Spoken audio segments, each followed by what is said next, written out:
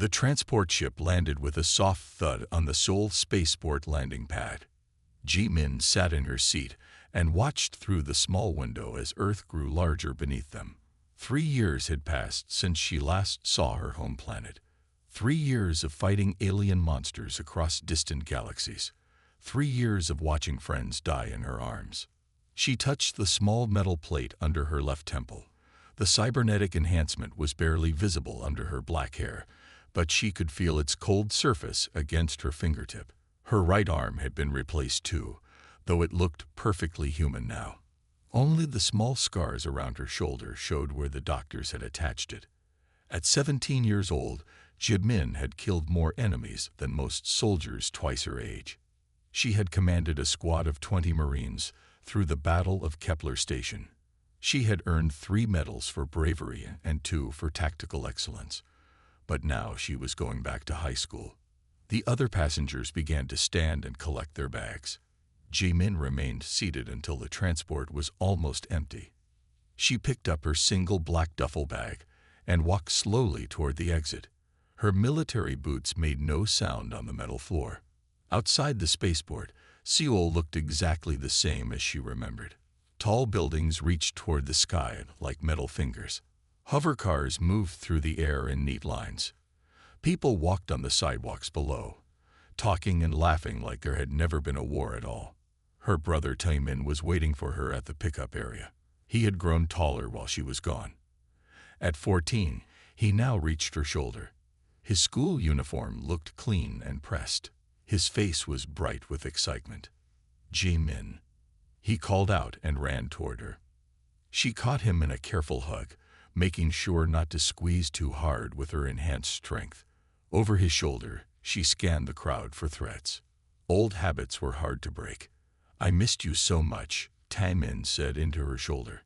"I missed you too," she replied, though her voice sounded flat even to herself. They took the subway home to their small apartment. Taemin talked nonstop about school, his friends, and the new video games he was playing. Ji-min nodded and made appropriate sounds, but her eyes kept moving to check exits and watch for suspicious behavior in other passengers.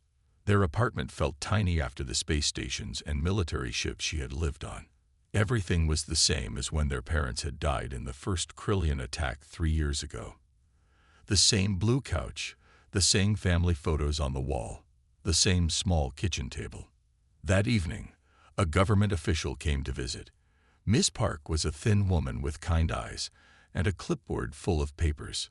"The law requires all veterans under 18 to complete their education," she explained to Ji-min. "You will start at Hansong High School next Monday." Ji-min stared at the enrollment papers. Algebra, chemistry, literature, physical education. Subjects that seemed impossibly boring after commanding orbital bombardments and leading ground assaults. "What if I refuse?" she asked. Miss Park's smile became sad. "Then you lose custody of your brother. The state will place him in foster care." Ji-min signed the papers. That night, she sat on her bed and stared at the school uniform hanging in her closet. The white shirt and blue skirt looked like costume pieces from another world. How was she supposed to pretend to be a normal teenager when she had spent the last 3 years learning to kill efficiently and without emotion? Through her bedroom window, she could see the stars. Somewhere up there, the war was still going on. Other young soldiers were fighting and dying while she worried about homework and making friends. She touched her temple implant again. Tomorrow she would begin the hardest mission of her life. Pretending to be normal. Ji-min stood outside the gates of Hansong High School at exactly 700 hours. She had woken up at 500 as usual, completed her morning exercises, and eaten a simple breakfast. Now she stared at the building where she would spend the next year pretending to be normal. Students flowed around her like water around a rock. They laughed and chatted about things that seemed impossibly trivial. 2 girls walked past talking about a celebrity's new hairstyle. A group of boys argued about which video game character was strongest. None of them seemed to notice that the sky could rain death at any moment. The school hallways were bright and clean. Motivational posters covered the walls with messages about studying hard and following dreams. Ji-min walked to her assigned classroom, her military bearing making her stand out among the slouching teenagers. Her first class was literature. The teacher, Mr. Kim, was discussing a poem about spring flowers. Ji-min sat in the back row and tried to focus, but her enhanced hearing picked up every whispered conversation around her. "Did you see what Hyojin posted last night? My parents are so annoying. They want me home by 10. I think I failed the math test. My life is over." Ji-min almost laughed at that last comment. These children had no idea what failure actually meant. Failure meant watching your squad leader die because you made the wrong tactical decision. Failure meant entire colonies burning while you were too slow to respond. During lunch break, she sat alone at a corner table. Her meal was simple: rice, vegetables, and protein. She ate efficiently and quietly, scanning the cafeteria for exits and potential threats.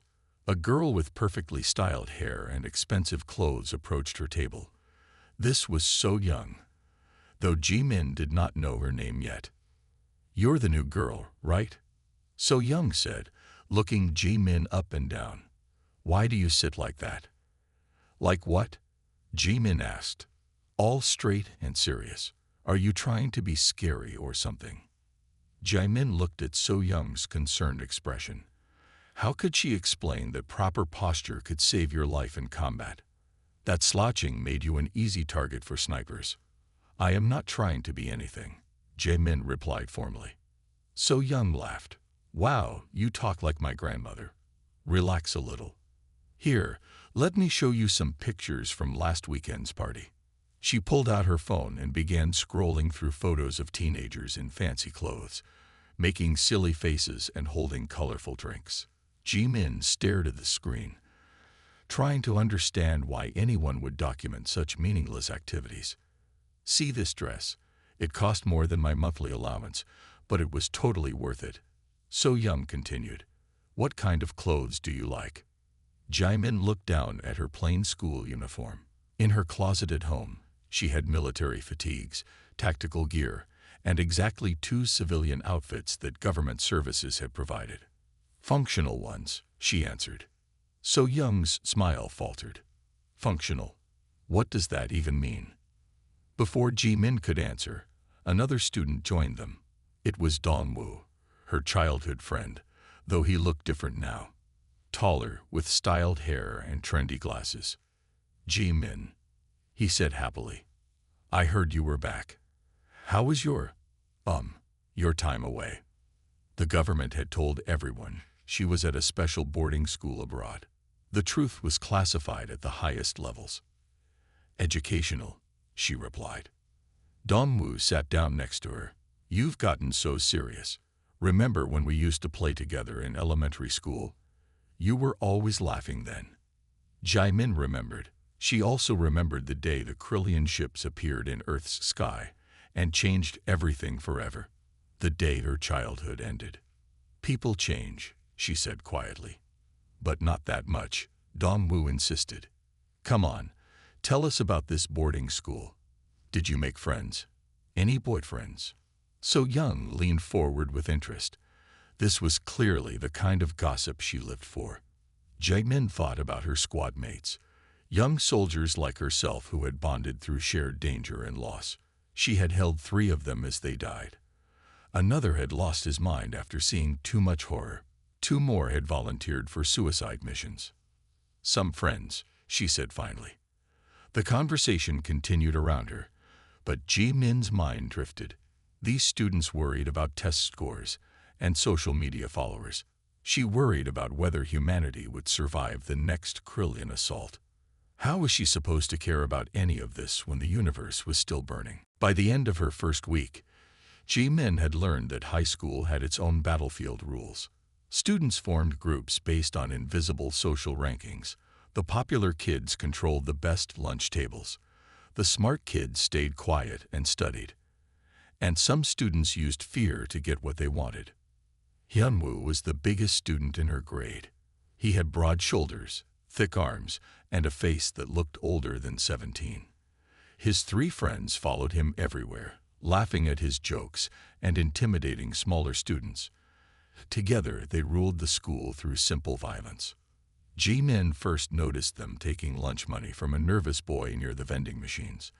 The boy handed over his coins with shaking hands, while Hyun-woo smiled and patted his shoulder too hard. It reminded her of protection rackets she had seen on occupied worlds during the war. But this was not her mission. She was here to attend classes and stay invisible until graduation. Getting involved would only create problems. For 2 weeks, she managed to avoid them. She ate lunch alone, walked different routes between classes, and kept her head down. But on Friday afternoon, her luck ran out. She was washing her hands in the bathroom when Hyun-woo and his friends walked in. They locked the door behind them and formed a semicircle around her. The bathroom suddenly felt very small. Well, Hyun-woo said with a slow smile. The weird new girl who thinks she's too good to talk to anyone. Jae-min dried her hands carefully and turned to face them. Her enhanced reflexes had already calculated distances, angles, and potential weapons. The metal soap dispenser could be removed from the wall. The mirror could be broken for sharp edges. The toilet tank lid was heavy enough to cause serious damage. "I do not want trouble," she said quietly. Hyun-woo laughed. "Too bad. Trouble found you." He stepped closer. "You walk around here like you own the place. Someone needs to teach you respect." His first friend moved to block the door. His second friend positioned himself near the sinks.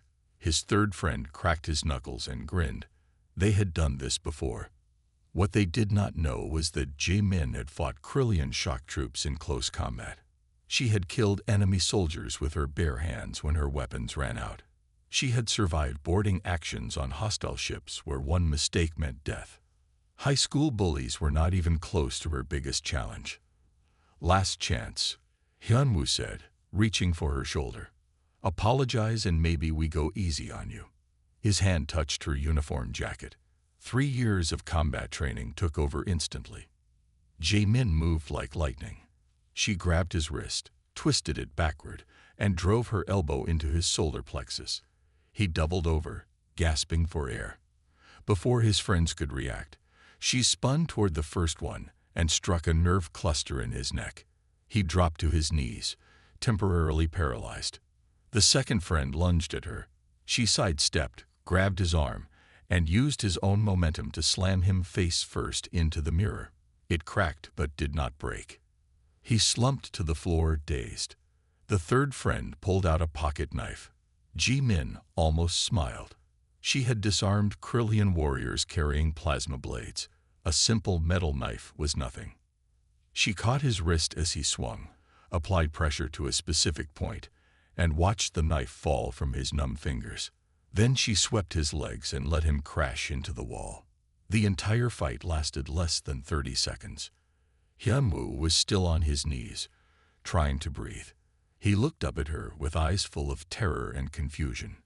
Around him, his 3 friends groaned and tried to remember how they had ended up on the bathroom floor. Jae-min straightened her uniform and checked her appearance in the cracked mirror. Not a hair out of place. "I do not want trouble," she repeated calmly, "but I can handle it if necessary." She unlocked the door and walked out, leaving 4 bullies to wonder what had just happened to them. Principal Lee Jin found them 20 minutes later, still sitting on the bathroom floor in shock. The announcement came during morning assembly on Tuesday. Principal Lee Jin stood at the podium, with an expression that mixed excitement and nervousness. "Students, as part of the new intergalactic cultural exchange program, we will be welcoming our first alien exchange student today," she announced. "Please remember to be respectful and welcoming to our new classmate." Excited whispers filled the auditorium. Most of these students had never seen an alien in person. Since the war ended, very few non-humans visited Earth, and those who did usually stayed in government facilities or diplomatic zones. Jae-min sat in the back row and felt her stomach tighten. She had worked alongside many alien species during the war. Some had been trusted allies. Others had tried to kill her. The memories were still fresh. When the assembly ended, students clustered in small groups, talking about what the alien might look like. Some guessed it would be small and gray like in old movies. Others thought it might be tall and green. None of them seemed worried about potential danger. Jaemin walked to her first class and tried to focus on the lesson, but her enhanced hearing picked up conversations throughout the building as news of the alien spread. Teachers discussed safety protocols. Students made jokes about alien technology. Everyone seemed curious rather than cautious. At lunchtime, the alien arrived. He walked into the cafeteria followed by Principal Yi-jin and 2 government officials in dark suits. The room went completely silent as 300 students stared at Earth's first alien exchange student. He was tall and thin with pale blue skin that seemed to shimmer slightly under the fluorescent lights. His eyes were larger than human eyes and completely black. He had no hair, but intricate silver markings covered his scalp in patterns that moved and shifted like living tattoos. He wore a modified school uniform that accommodated his longer limbs and different body proportions. But Ji-min recognized him immediately, not his specific face, but his species, Valdorian, and from the way he carried himself, she could tell he was military trained. The principal introduced him as Seok-jin, though Ji-min knew that was probably not his real name. Valdorians had complex naming systems that humans could not pronounce properly.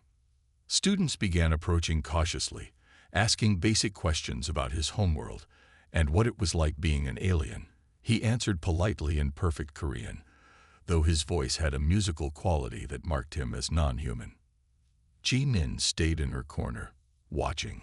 Something about his movements seemed familiar. The way he positioned himself to keep exits in sight. The way his black eyes constantly scanned for threats. The careful way he held his hands ready for action. This was not just any Valdorian student. This was a veteran. After the initial crowd thinned out, Seok-jin walked directly to her table. He sat down across from her without asking permission and studied her face with those large dark eyes. "You were there," he said quietly in perfect English, "during the siege of Kepler Station." Ji-min's hand moved instinctively toward where her sidearm would normally be holstered, but she was wearing a school uniform, not battle gear. "I do not know what you mean," she replied carefully. Seok-jin smiled, revealing teeth that were slightly pointed. "Medical Officer Seok-jin, 3rd Valdorian Medical Corps. I treated 17 human Marines during that battle. You were one of them. Cybernetic arm replacement, temple neural enhancement, severe plasma burns across your back." The memories hit her like a physical blow. The medical bay on the damaged station, alien hands working to save her life while explosions shook the walls, a voice speaking calmly in accented English, telling her she would survive. "You saved my life," she whispered. "And you saved mine when you held that corridor long enough for medical evacuation," he replied. "We are even." For the first time since returning to Earth, Ji-min felt like someone truly understood her. Here was another warrior trying to pretend to be a student, another veteran carrying invisible scars from battles these children could not imagine. "How do you stand it?" she asked, pretending to care about their problems. Seok-jin looked around the cafeteria at the laughing, chatting teenagers. His expression was sad but patient. "They are what we fought to protect," he said simply. "Their innocence is not weakness. It is victory. Every day they worry about tests instead of survival means we succeeded." Ji-min stared at him, processing this new perspective. She had been angry at their trivial concerns, but maybe their ability to worry about small things was exactly what made them worth saving. "The nightmares still come," she admitted quietly. "For me as well," Seok-jin replied. "But they grow smaller when surrounded by life instead of death." For the first time in months, Ji-min did not feel completely alone. The announcement about the national standardized test came on a Wednesday morning. Every student in the country would take the same exam on the same day. The results would determine university placements and future careers. For most students, it was the most important test of their lives. Jai-min stared at the practice booklet on her desk. Mathematics, science, reading comprehension, and logical reasoning. The questions looked simple compared to the tactical analysis problems she had solved during wartime planning sessions. Her history teacher, Ms. Mike-young, handed out additional study materials. She was a kind woman in her 30s who treated students with patience and respect. Unlike other teachers who talked down to teenagers, she spoke to them like adults. Remember, you have exactly 4 hours to complete all sections, Ms. Mike-young explained. Pace yourselves carefully. This test will shape your entire future. Jai-min almost laughed. These students thought a test could determine their future. They had no idea how quickly everything could change when alien warships appeared in your sky. The test day arrived 2 weeks later. Students filled the gymnasium, sitting at individual desks spaced far apart. Government proctors watched from every corner. Security cameras recorded everything. The atmosphere felt tense and serious. Jae-min received her test booklet and answer sheet. The proctor checked her identification twice and made notes on his clipboard. Then the timer started, and 300 students began writing frantically. Jae-min opened her booklet and scanned the first section. Basic mathematics. Her enhanced cognitive processing kicked in automatically. Numbers, formulas, and calculations flowed through her modified brain at superhuman speed. She completed the entire math section in 12 minutes. The science section was even easier. Questions about physics, chemistry, and biology that would challenge normal students seemed elementary to someone who had studied alien technology and exotic matter physics. She finished in 8 minutes. Reading comprehension required analyzing passages and answering questions about their meaning. But her military training had taught her to extract critical information from complex reports under extreme time pressure. The literature passages felt like reading children's books. Another 10 minutes gone. The logical reasoning section tested pattern recognition and problem solving. Ji-min had spent 3 years making life or death decisions based on incomplete information. These puzzles were simple by comparison. She completed them in 6 minutes. In total, she had finished a 4-hour exam in 36 minutes. Jae-min looked around the gymnasium. Other students were still struggling with the first section, chewing their pencils and staring at problems with confused expressions. Some looked panicked. Others seemed ready to cry. She had 2 choices. She could sit quietly for the remaining 3 hours and pretend to still be working, or she could stand up and submit her completed test. The first option was safer. The second option was honest. Jae-min walked to the front desk and handed in her materials. The proctor stared at her in shock. "Are you giving up?" he whispered. "I am finished," she replied calmly. "Finished? The whole test?" "Yes, sir." He flipped through her answer sheets, checking that every bubble was filled in. His expression grew more confused with each page. Finally, he stamped her papers and allowed her to leave. Word spread quickly through the school that the weird new girl had completed the national exam in under an hour. Some students thought she had panicked and guessed randomly. Others wondered if she was some kind of genius. 3 days later, the results arrived. Perfect score. Every single question correct. Not just the highest score in the school, but the highest score in the entire country. Government education officials immediately demanded a meeting with her and her family. That same afternoon, Tan-min came home from middle school with a black eye and torn uniform. "What happened?" Ji-min asked, examining his injuries with professional efficiency. "Some older kid said I thought I was better than everyone because my sister was some kind of freak," Tae-min mumbled. "They pushed me around and called you names."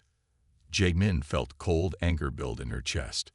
She had faced alien killing machines without fear, but seeing her little brother hurt made her want to destroy something. "What are their names?"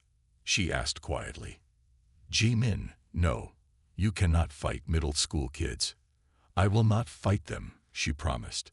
"But their families will receive some educational information about respecting veterans and their siblings." That evening, she made several phone calls to former military contacts who now worked in various civilian jobs around Seoul. So Young found Ji-min sitting alone in the library during lunch break. Her perfect makeup was smeared from crying, and her hand shook as she approached the corner table where Ji-min always studied. "I need your help," So Young whispered, glancing around to make sure no one else could hear. Ji-min looked up from her chemistry textbook. 2 weeks had passed since her perfect test scores made national news. Most students now avoided her completely, afraid she might be some kind of government experiment. But So Young looked desperate. "What kind of help?" Ji-min asked carefully. "My little sister Minji is missing," So Young said, sitting down without permission. "She is only 12 years old. The police say she probably ran away, but I know she did not. Someone took her." Ji-min closed her book and gave So Young her full attention. Missing children were serious business, especially in a world where human trafficking networks had expanded to include off-world buyers. "When did she disappear?" 3 days ago. She was walking home from her piano lesson. The teacher said she left at the normal time, but she never came home." So Young pulled out her phone and showed Ji-min a photo of a smiling girl with pigtails. "I found this in her backpack." She handed Ji-min a small card with strange symbols printed on it. Ji-min recognized the markings immediately. They were outer rim trading codes used by smugglers and criminals who operated between different worlds. "Where did you get this?" Ji-min asked, her voice becoming sharp and focused. "It was hidden in her school books. I think someone has been watching her for weeks, maybe months." So Young started crying again. "The police will not listen to me. They say 12-year-old girls run away all the time. But Minji loves our family. She would never leave." Ji-min studied the card more closely. The symbols indicated a pickup location, a shipping route, and a deadline. Whoever had taken Minji was planning to move her off-world within the next 24 hours. "Why come to me?" Ji-min asked. "Why not go to your parents or other adults?" "Because everyone says you are some kind of super soldier or government agent," So Young replied desperately. "I do not care if that is true or not. I just need someone who can actually do something instead of filing reports and waiting for bureaucrats." Ji-min looked at the desperate girl sitting across from her. 3 weeks ago, So Young had mocked her for being too serious and formal. Now she was begging for help from the same person she had dismissed as weird. "This is very dangerous," Ji-min warned. "If I am right about what this card means, we are dealing with professional criminals who have alien connections. They will kill us if we interfere with their business." "I do not care," So Young said fiercely. "Minji is my baby sister. I will do anything to save her." Ji-min made her decision. She pulled out her own phone and began making calls to old military contacts. Within an hour, she had traced the symbols to a shipping company that operated out of the Seoul spaceport, the same spaceport where she had arrived from the war just months ago. That evening, Ji-min met So Young at a bus stop near the industrial district. She carried a small backpack that contained items most teenagers would never recognize: military-grade communication equipment, non-lethal weapons, and emergency medical supplies. "Listen carefully," Ji-min said as they rode the bus toward the spaceport. "You will stay outside and watch for police or additional criminals. If anything goes wrong, you call this number and ask for Commander Jae-sung. Tell him Operative 77 needs immediate extraction." "Operative 77. My military call sign," Ji-min explained. "Do not use my real name if we get separated." They approached the shipping warehouse just after midnight.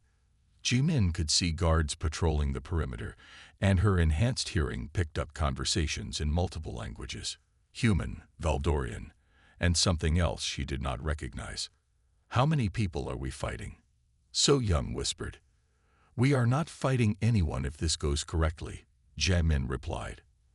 "I go in, locate your sister, and we all leave quietly. Violence is the backup plan." But as they moved closer to the building, Ji-min could see through the windows that at least 15 children were being held inside. This was not just about Minji anymore. This was about saving them all. The cultural festival was supposed to be the happiest day of the school year. Students had decorated the gymnasium with colorful banners and set up booths selling traditional foods. Parents and families filled the bleachers, watching performances and celebrating Korean culture. Jae-min stood near the back wall, uncomfortable in the crowded space. Too many people, too many exits to monitor, too much noise. Her enhanced hearing picked up hundreds of conversations at once, making it hard to focus. Seok-jin appeared beside her, carrying a plate of rice cakes from one of the food booths. His alien presence still drew stares from visitors, but the students had grown used to him over the past month. "You look nervous," he observed quietly. "Crowds make me uncomfortable," Jae-min replied, scanning the gymnasium for potential threats. "Too many variables." "This is peace," Seok-jin said gently. "Try to enjoy it." Before Jae-min could respond, the lights went out. Emergency lighting kicked in a moment later, bathing everything in red. But this was not a power failure. Jae-min could hear the distinctive hum of military-grade jamming equipment. All communications in and out of the building had just been cut off. Then she heard voices speaking in Krillian battle language. 3 figures in dark combat suits rappelled through the skylight windows. They landed silently in the center of the gymnasium and immediately spread out in professional formation. More armed figures appeared at every exit, blocking escape routes. The students and families began screaming and running in panic. But there was nowhere to go. The lead Krillian removed his helmet, revealing the reptilian features and yellow eyes of humanity's former enemy. When he spoke, his voice was amplified by electronic translators. "Attention humans, we are here for the war criminal known as Operative 77. Surrender her to us, and the rest of you will be spared." Jae-min felt ice form in her stomach. They had found her. Somehow, the Krillian revenge squads had tracked her to this ordinary high school in Seoul. Around her, students cowered behind overturned tables. Parents held their children close and prayed silently. Nobody moved or spoke. "We know she is here," the Krillian commander continued. "Our intelligence is very good. Human child soldiers like her committed many crimes during the war. Justice must be served." Seok-jin grabbed Jae-min's arm. "We can get you out," he whispered urgently. "There is a maintenance tunnel behind the stage." But Jae-min was looking at the terrified faces around her. Dong-woo crouched behind a food booth, trying to shield 2 younger students with his body. So-young had her arms around 3 crying children near the bleachers. Ms. Mi-kyung was attempting to calm a group of panicking parents. These people had nothing to do with the war. They were innocent. 10 seconds, the Krillian announced. "Then we start killing random civilians until Operative 77 shows herself." Jae-min stood up slowly and stepped into the open. "I am here," she called out clearly. Every human eye in the gymnasium turned to stare at her. The quiet, weird girl who sat alone at lunch and never talked to anyone. The girl who had gotten perfect test scores and scared the school bullies. Now they knew why. The Krillian commander smiled, showing rows of sharp teeth. "So the human child killer reveals herself at last." "Let them go," Jae-min said, walking toward the center of the gym. "Your fight is with me." "Our fight is with all of humanity," the commander replied. "But you will serve as an example." He raised his plasma rifle, aiming directly at her heart. Jae-min reached into her school bag and pulled out what looked like an ordinary pen. With a quick twist, it extended into a military-grade shock pen. Her other hand found the small emergency communicator she always carried. "This is Operative 77 requesting immediate backup," she said calmly into the device. "Krillian assault team at Hansong High School. Civilian casualties likely." Then she looked at her terrified classmates one more time. "Stay down," she ordered, "and do not look directly at the plasma bursts." The Krillian commander fired his weapon. Jae-min was already moving. The gymnasium looked like a battlefield when it was over. Broken tables and scattered decorations covered the floor. Scorch marks from plasma weapons burned black circles in the walls. The sweet smell of traditional festival foods mixed with the bitter odor of alien technology. Jae-min sat on the bleachers with a medical blanket around her shoulders. Her school uniform was torn and stained with green Krillian blood. The shock baton in her hand had stopped glowing, but she had not let go of it yet. Around her, paramedics treated injured civilians while government agents collected alien weapons and documented the scene. 3 Krillian bodies lay covered near the center of the gym. The rest of the assault team had retreated when human military forces arrived. But the real damage was not to the building. Every student, teacher, and parent in that gymnasium had watched 17-year-old Ji-min fight trained alien warriors with her bare hands. They had seen her move faster than human reflexes should allow. They had watched her take plasma blasts that should have killed her and keep fighting. Now they knew exactly what she was. Dongwoo approached her carefully, like she might explode if he moved too quickly. His face was pale, and his hands shook slightly. "Ji-min," he said quietly, "are you hurt?" She looked at him with eyes that seemed older than they had an hour ago. "I am fine. Those aliens call you Operative 77, he continued. "What does that mean?" Before she could answer, Commander Jae-sung arrived with a squad of military police.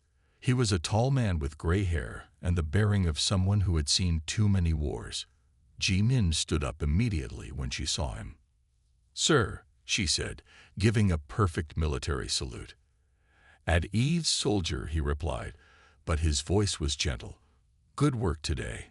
No civilian casualties. 3 enemy combatants eliminated. Your squad would be proud."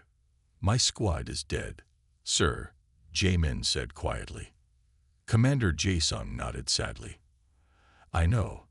That is why we need you back. The war is not over, Jae-min. The Krillians are planning something bigger. We need experienced soldiers like you." Students and parents were openly staring now. Some whispered to each other in shocked voices. Others looked at Jae-min with expressions ranging from fear to amazement. So-young pushed through the crowd and grabbed Ji-min's arm. "You saved my sister last month," she said loudly enough for everyone to hear. "When the police could not help, you risked your life to bring her home."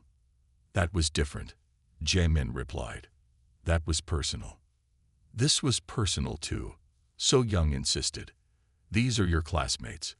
This is your school." Principal Yi-jin approached with several government officials in expensive suits.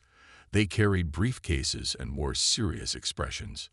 "Miss Ji-min," one of them said formally, "we need to discuss your future. Your cover identity has been compromised.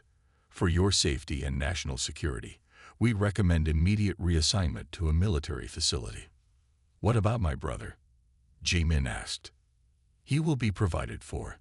The state takes care of military families." Jae-min looked around the damaged gymnasium.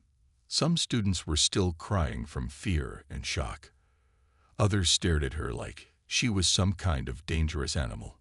A few, like So-young and Seok-jin, watched her with respect and understanding. But Dongwoo looked heartbroken. His childhood friend had been living a complete lie.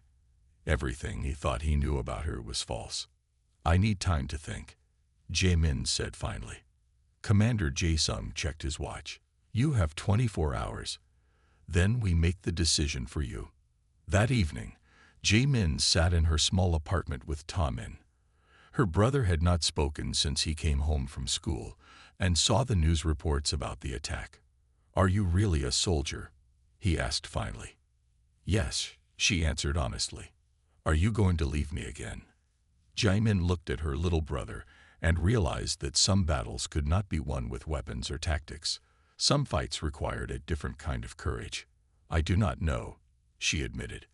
"But whatever happens, I will always protect you." Through her window, she could see news vans gathering outside their building. By tomorrow, the whole world would know her story. Ji-min stood in the rebuilt gymnasium exactly 1 month after the Krillian attack. The scorch marks had been painted over and new decorations hung from the ceiling. But everyone who had been there that day would always remember what had happened in this room. Today was different though. Instead of a cultural festival, The school was hosting its first veteran integration assembly. Students from 3 different schools sat in the bleachers, listening as Ji-min prepared to speak. Commander Jae-sung sat in the front row with several other military officials. He had not been happy when Ji-min refused reassignment, but he respected her choice. Principal Yi-jin sat beside him, along with Ms. Mi-kyung and other teachers who had supported Ji-min's decision to stay. The audience included 15 young people between the ages of 16 and 19. Like Ji-min, they were veterans of the Galactic Liberation War who had been ordered to complete their education. Some had visible cybernetic modifications. Others carried invisible scars that only fellow veterans could recognize. 6 weeks ago, I thought I was the only one, Ji-min began, her voice clear and confident. I thought I was the only veteran trying to pretend to be a normal teenager. I thought I was the only one who did not fit anywhere. She looked at the young faces staring back at her. Some showed the same hollow expression she had worn when she first returned to Earth. I was wrong, she continued. There are hundreds of us. Young people who gave their childhood to save humanity. Young people who know how to command starships but struggle with algebra homework. Young people who can plan military campaigns but do not know how to make friends. In the audience, So Young sat with several other students who had volunteered to help with veteran support programs. Seok-jin was there too, representing the alien exchange program that was expanding to include more species. Dong-woo sat in the 3rd row. It had taken him weeks to adjust to learning who Ji-min really was, but their friendship had survived. He now helped run the peer counseling program for students dealing with veteran classmates. The war changed us, Ji-min said. We cannot go back to being the children we were before the Krillians came. But we do not have to stay broken either. She gestured to the banner hanging behind her that read Veterans Supporting Veterans in both Korean and Universal Standard. Some people will fear us because we are different. Some will treat us like heroes when all we want is to be normal. Some will not understand why we wake up screaming or why loud noises make us reach for weapons that are not there. A few of the veteran students nodded in recognition. But there are also people who will accept us exactly as we are. People who will help us remember that we are still human underneath all the modifications and training. People who will remind us that we fought to protect something worth saving. In the back of the gymnasium, Min sat with several other siblings of veterans. Ji-min had kept her promise to protect him, but more importantly, she had learned to let him help protect her too. We are not just soldiers pretending to be students, Ji-min said, her voice growing stronger. We are not just students pretending the war never happened. We are both. We are the bridge between the world that was and the world it is. She paused and looked directly at the newest arrivals, 3 young veterans who had just started at different schools that week. The nightmares will fade, she promised them. The anger will soften. The fear will become manageable. And someday you will realize that your strength was never just about fighting. It was about protecting. It was about caring. It was about refusing to give up on tomorrow. When she finished speaking, the applause was warm and genuine. But more importantly, she saw hope returning to faces that had forgotten how to smile. After the assembly, Ji-min walked through the school hallways with confidence for the first time since returning to Earth. Students still stared at her, but now it was with respect rather than fear. She had found her place at last, not as a normal teenager and not as just a soldier, as both.